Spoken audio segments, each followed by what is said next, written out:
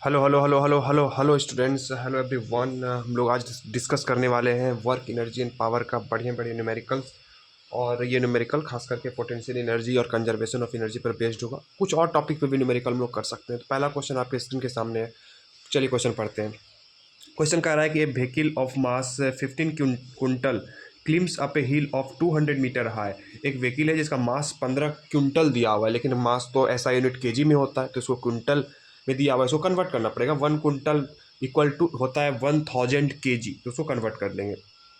उसके बाद sorry sorry sorry 1 quintal equal to 100 KG होता है। 1 क्विंटल इक्वल टू 100 केजी होता है, तो उसको हम कन्वर्ट कर लेंगे।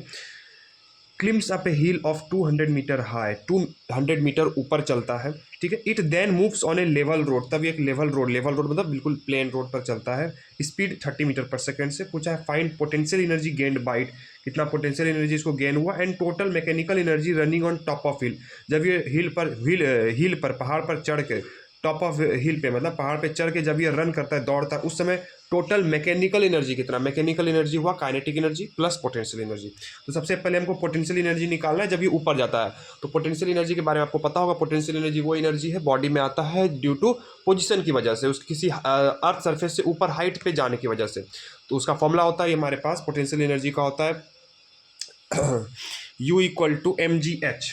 ये फॉर्मूला होता है ना, पोटेंशियल एनर्जी का फॉर्मूला होता है हमारे पास U इक्वल टू mgh। ये फॉर्मूला होता है U इक्वल टू mgh, जहाँ पे मास है, जिस मास को हम हाइट पे लेकर जा रहे हैं, और h हाइट है जिस हाइट पर लेके गए।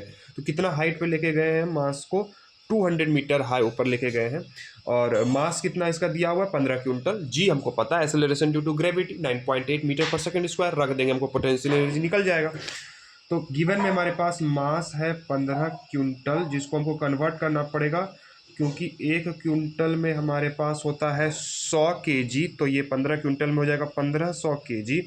और हाइट कितना ऊपर लेके गए हैं, क्वेश्चन में लिखा हुआ है 200 मीटर हाई, मतलब एक पहाड़ जो कि 200 मीटर ऊंचा है, तो हम 200 ऊपर मीटर लेकर गए हैं। और बस रख देंगे, पोटेंशियल एनर्जी हमको मिल जाएगा। मास 1500 गुने जी 9.8 होता है, इसको हम 10 भी अप्रॉक्स में मान सकते हैं, इंटू 200, ठीक है। इसको अप्रॉक्स में हम लोग 10 ही ले लेते हैं, 1500 इंटू अप्रॉक्स में 10 ले लेते हैं, तो 200। ओके, 15 टू जा हो गया 30, और 1 2 3 4 5 0, 1 2 3 4 5 0, इतना का ये पोटेंशियल एनर्जी हमारे पास आ गया है। यानी कि अगर हम लिखें तो 3 into 10 to the power 6, 3 into 10 to the power 6 joule का पोटेंशियल एनर्जी आ गया। आपको पता है एनर्जी का ऐसा यूनिट जूल होता है, तो जूल में ही आंसर आएगा। फिर पूछा है and it's total mechanical energy running on top of hill. Total mechanical energy में तो काइनेटिक एनर्जी भी आया, ठीक है, प्लस पोटेंशियल एनर्जी। तो हमको काइनेटिक एनर्जी निकालना पड़ेगा। तो काइनेटिक एनर्जी का फॉर्मूला सबको पता होना चाहिए, हाफ mv² होता है। मास हमको पता है 1500 केजी, लेकिन v स्क्वायर भी तो पता ही नहीं है, तो भी हमको निकालना पड़ेगा। तो आइए भी निकालते हैं। मतलब भी मतलब फाइनल वेलोसिटी, किस वेलोसिटी से वो रन कर रहा होगा, कितना उसको वेलोसिटी मिला होगा। तो जब व्हीकल किसी लेवल रोड पे चल रहा होगा, अच्छा वेलोसिटी तुमको दिया हुआ है 30 मीटर पर सेकेंड से चल रहा है, वो वेलोसिटी हमको दिया हुआ है कि 30 मीटर पर सेकेंड से ये चल रहा है। बस तब तो रख देते हैं, वेलोसिटी तुमको पता है 30 मीटर पर सेकेंड से चल रहा है, तो 30 इंटू में 30, तो 2 से काट देते हैं, ये 15 बार में कट जाएगा। 15 15 होता है, 15 का स्क्वायर 225 होता है, और यहाँ पे एक 30 है, और इस बार डबल जीरो यहाँ पर है। तो 2 से 5 3 से गुना हो जाएगा, 5 3 15, 3 दूनी 6 एक साथ, 3 दूनी 6, और 1 2 3 0 हमारे पास आ चुका है। तो यहाँ पे हम इसको ऐसे कन्वर्ट कर सकते हैं, 3 0 है, यानी कि हम 675 इंटू 10 की पावर 3 लिख सकते हैं। और अगर यहाँ पे पॉइंट लगा दें, 0.675 कर दें, तो पॉइंट 3 डिजिट पीछे गया तो डेसिमल 10 की पावर 3 डिजिट आगे चला जाएगा, 10 की पावर 6 हो जाएगा। ये करने के लिए आना चाहिए। देखिए इसको अगर डेसिमल उड़ाएंगे तो यहाँ पे वापस से 3 0 आएगा, 3 0 से कैंसिल होकर वापस से ये आ जाएगा, ठीक है। ये कैसे हुआ, पहले मेरा ऐसा कुछ था 675 इंटू 10 की पावर 3, इसका मतलब है कि 675.0 था, लेकिन इसको हम यहाँ पॉइंट लेकर के आए, 3 डिजिट पीछे लेके गए, तो यहाँ पे +3 कर देते हैं, इसलिए 10 की पावर 6 हो गया। इतना जूल का हो गया हमारे पास। क्योंकि यहाँ पे भी 10 की पावर 6 है, यहाँ पे भी 10 की पावर 6 बनाने के लिए, तो टोटल मैकेनिकल एनर्जी को जोड़ देंगे, 3 इंटू 10 की पावर 6 प्लस 0.675 इंटू 10 की पावर 6, 3 प्लस 0.675 इंटू 10 की पावर 6, ये हो गया 3.675 इंटू 10⁶, ये टोटल मैकेनिकल एनर्जी हमारे पास हो गया है। Clear clear clear. चलिए नेक्स्ट क्वेश्चन।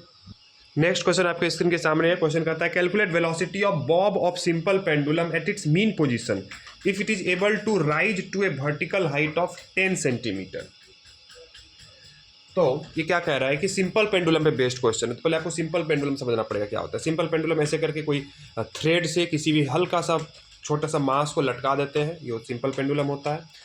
फिर से बोल रहा हूँ, किसी भी थ्रेड से एक हल्का सा मास को, छोटा सा पॉइंट मास को लटका देते हैं, जिसको बॉब बोलते हैं, ये जो नीचे लटका हुआ होता है। और सिंपल पेंडुलम ऐसे ऐसे करके ये ऑसिलेट करता है, ऐसे ऐसे करके ये ऑसिलेट करता है, ये सिंपल पेंडुलम होता है। ऐसे ऐसे करके ऑसिलेट करता है। यहाँ पे एक थ्रेड होता है और यहाँ पे छोटा सा मास होता है जिसको बॉब बोलते हैं, बॉब ऑफ सिंपल पेंडुलम। और ये ऐसे ऐसे करके ऑसिलेट करता है। ऐसे ऐसे कर, यहाँ पे हम फिगर में आपको दिखाने की कोशिश करते हैं।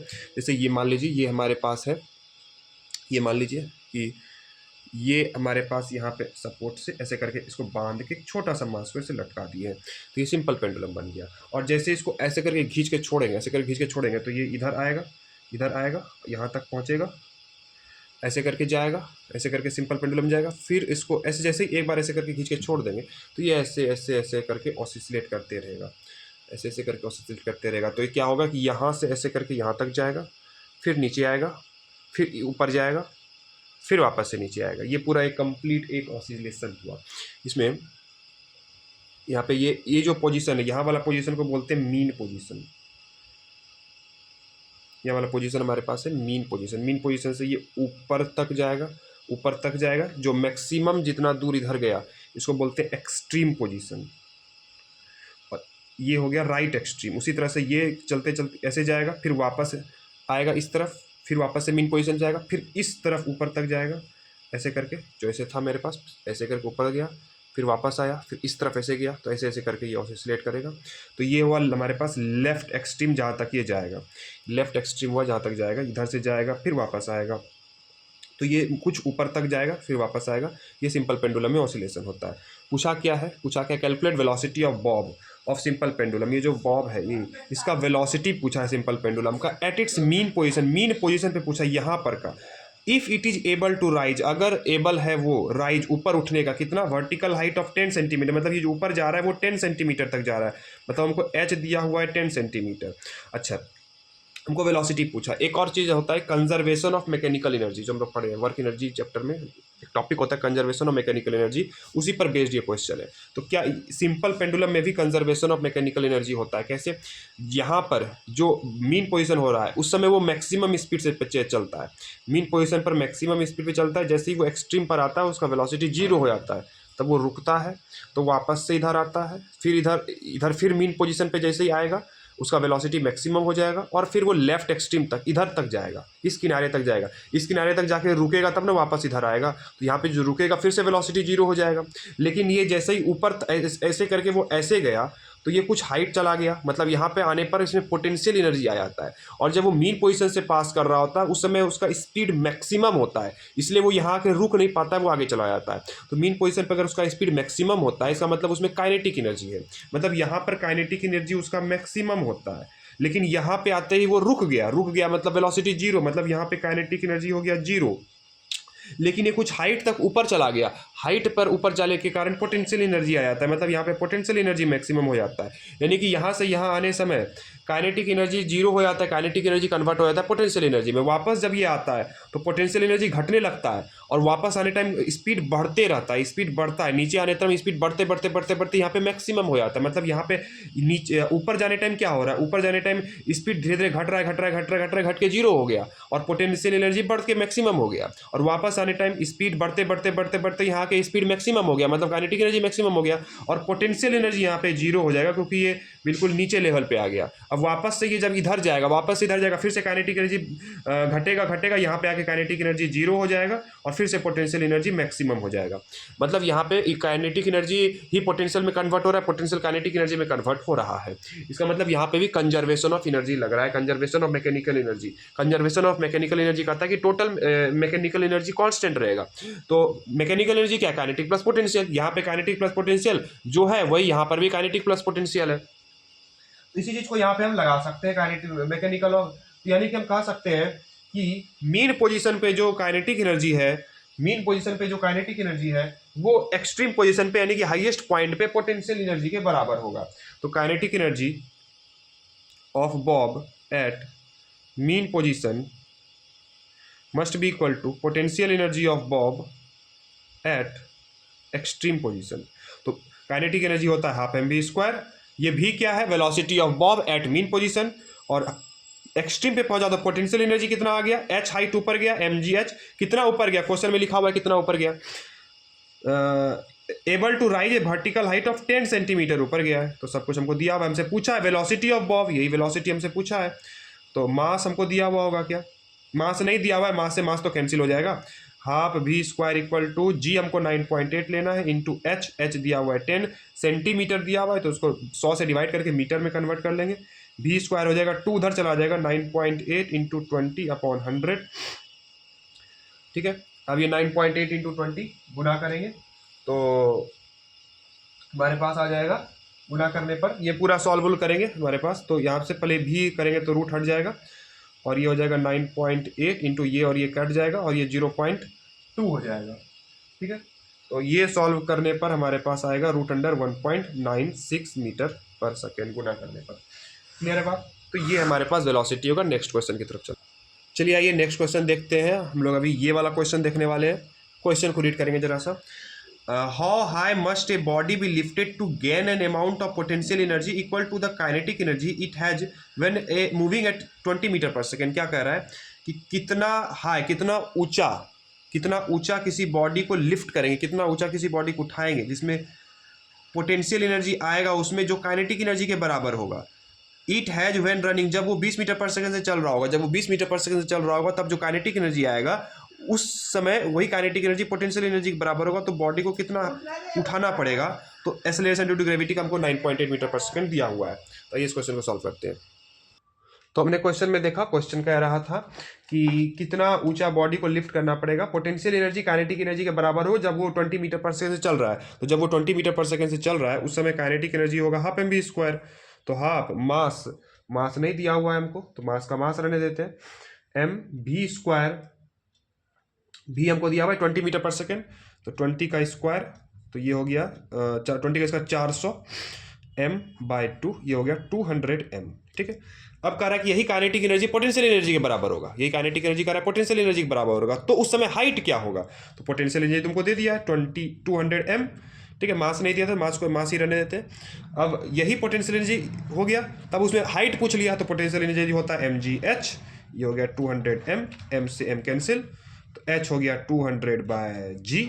g का वैल्यू अगर हम 10 ले लेंगे तो इजीली सॉल्व हो जाएगा, ये 20 मीटर आ जाएगा। 9.8 लेंगे तो भी सॉल्व कर लेंगे, थोड़ा सा अंतर आएगा, 20.2 मीटर आएगा। क्लियर है बात? इसको हम शॉर्ट में ऐसे बना सकते हैं, शॉर्ट में हम इसको डायरेक्ट ऐसे बना सकते हैं ये समझ के कि कह रहा है कि काइनेटिक एनर्जी पोटेंशियल एनर्जी के बराबर होगा, तो हम सीधा कह देते हैं कि काइनेटिक एनर्जी बराबर पोटेंशियल एनर्जी। कह रहा था कि क्वेश्चन में काइनेटिक एनर्जी पोटेंशियल एनर्जी के बराबर होगा, तो हम सीधा कर देते हैं kinetic energy is equal to potential energy. और फिर हम क्या करते हैं, यहाँ पे काइनेटिक एनर्जी लिखते हैं हाफ mv², यहाँ पे लिख देते हैं mgh, m से m को कर देते हैं कैंसिल, हमको निकालना है h, तो v²/2 यहाँ पे है ही, g को भी नीचे भेज देते हैं, यहाँ पे v²/2g हो गया, और यही बराबर हो गया h का, मतलब h बराबर हो गया v²/2g। नेक्स्ट क्वेश्चन देखते हैं, ये भी अच्छा क्वेश्चन है। A ball bounces to 80% of its original height. एक बॉल जो है अपने ओरिजिनल हाइट से 80% बाउंस करता है। मतलब ये हुआ कि कोई भी चीज़ को अगर हम बॉल को या किसी भी चीज़ को ऐसे करके फेंकेंगे, ऐसे कर किसी हाइट से उसको गिराएंगे तो क्या होगा, ये किसी हाइट से बॉल को अगर गिराएंगे किसी हाइट से, तो ये कुछ ना कुछ बाउंस करके कुछ ऊपर आता है। जैसे हम इसको गिराएंगे तो बाउंस करके कुछ हाइट तक ऊपर आता है, ऐसे ऐसे ऐसे ऐसे करके रुकता है। अगर हम बॉल को किसी हाइट से ऐसे गिराएंगे तो ये वापस से बाउंस हो जाएगा, लेकिन पूरा इतना हाइट तक तो जाएगा नहीं, जहाँ से गिराए थे उतना हाइट तक जाएगा नहीं। ऐसे गिराएगा तो यहाँ पे इतना तक ही आएगा, इतना इतना इतना इतना करके। तो हर एक बाउंस में एक बार बाउंस हुआ, कुछ कम ऊपर गया, अगला बार कुछ कम गया, इस तरह से ये बॉल बाउंस करेगा।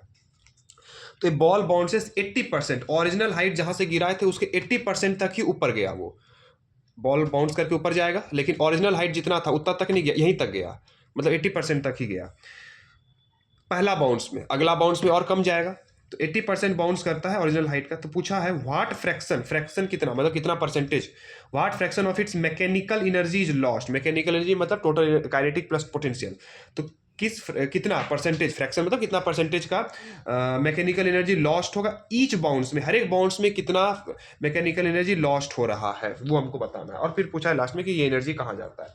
तो हमको मानना पड़ेगा कि बॉल किसी h हाइट से गिर रहा है। तो लेट अस सपोज कि बॉल किसी h हाइट से गिर रहा है। Suppose ball is dropped from height h height से मान लेते हैं उसको ड्रॉप किया गया है।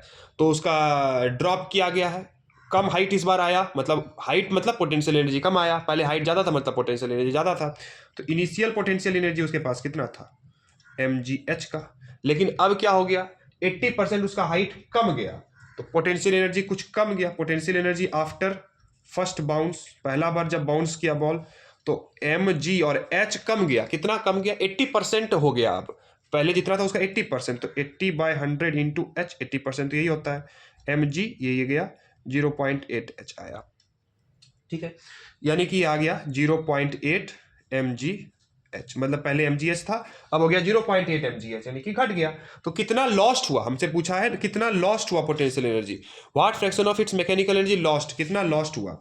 तो पोटेंशियल एनर्जी लॉस्ट कितना हो जाएगा, पहले mgh अब हो गया 0.8 mgh, mgh कॉमन 1 माइनस 0.8, ये हो गया 0.2 mgh, यानी कि पहला हर एक बाउंस में ये 0.2 mgh का पोटेंशियल एनर्जी लॉस्ट हो रहा है। बट पूछा है कितना फ्रैक्शन का, कितना फ्रैक्शन में, फ्रैक्शन निकालना है, मतलब ये लॉस्ट पर यूनिट टोटल में से कितना लॉस्ट हुआ वो फ्रैक्शन निकलेगा, ठीक है।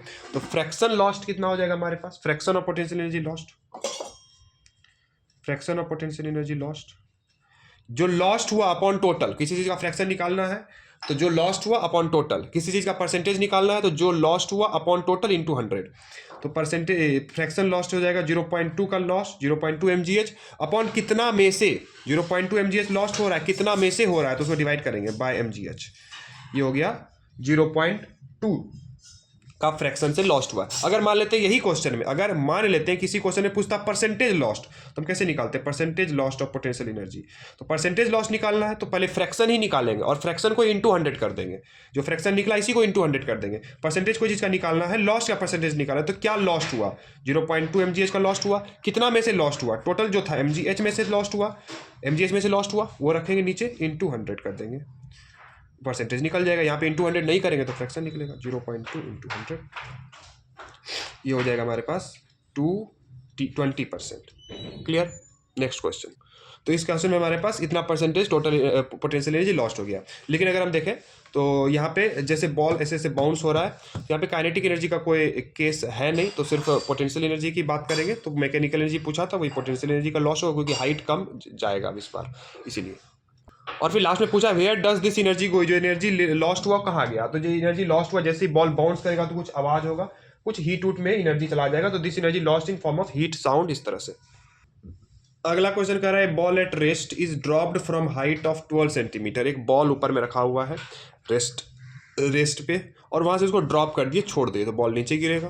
पहले ऊपर रखा हुआ है, drop from height of 12 metre, 12 metre के हाइट पे रखा हुआ, मतलब इसके पास पोटेंशियल एनर्जी है। जैसे इसको छोड़ेंगे ये नीचे गिरेगा, मतलब पोटेंशियल एनर्जी काइनेटिक एनर्जी में कन्वर्ट होगा।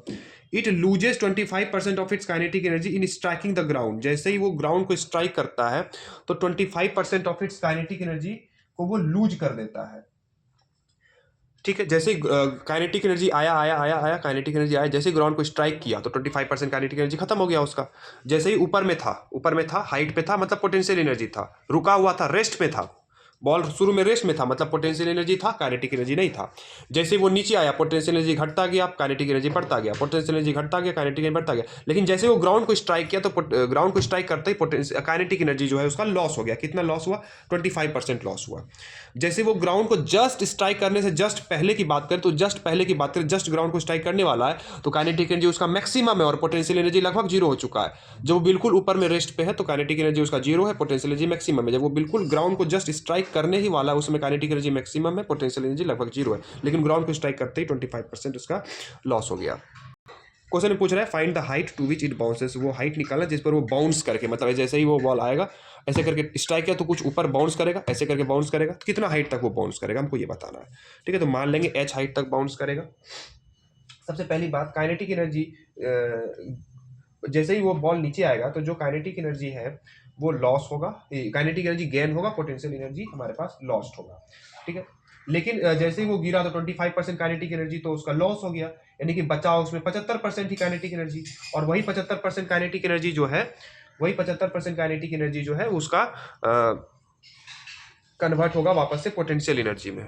तो स्टेप बाय स्टेप देखते हैं। सबसे पहले क्या हुआ कि जैसे ही बॉल को ऊपर से गिराए, यहाँ पर इसका पोटेंशियल एनर्जी है, रेस्ट पे है, बॉल रेस्ट पे है, ऊपर में हाइट पे मतलब पोटेंशियल एनर्जी है, यहाँ पे काइनेटिक एनर्जी नहीं है, अभी यहाँ पर हाइट पे है तो पोटेंशियल एनर्जी है, तो पोटेंशियल एनर्जी कितना है, mgh है, शुरू में पोटेंशियल एनर्जी mgh है।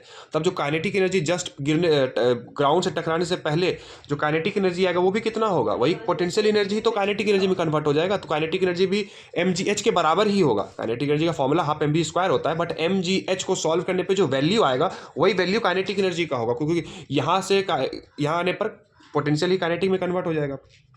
यानी कि kinetic energy gained by ball in falling down, गिरने समय काइनेटिक एनर्जी जो गेन होगा वो पोटेंशियल एनर्जी लॉस्ट के बराबर होगा। कितना लॉस्ट हुआ, यहाँ से यहाँ आने पर कितना लॉस्ट हुआ, जितना पोटेंशियल एनर्जी था सब लॉस्ट हो गया। कितना पोटेंशियल एनर्जी था, mgh का पोटेंशियल एनर्जी था ऊपर में, वो नीचे आने पे सारा mgh लॉस्ट हो गया, वही mgh कन्वर्ट हो गया हाफ mv स्क्वायर में, वही mgh कन्वर्ट हो गया हाफ mv स्क्वायर में।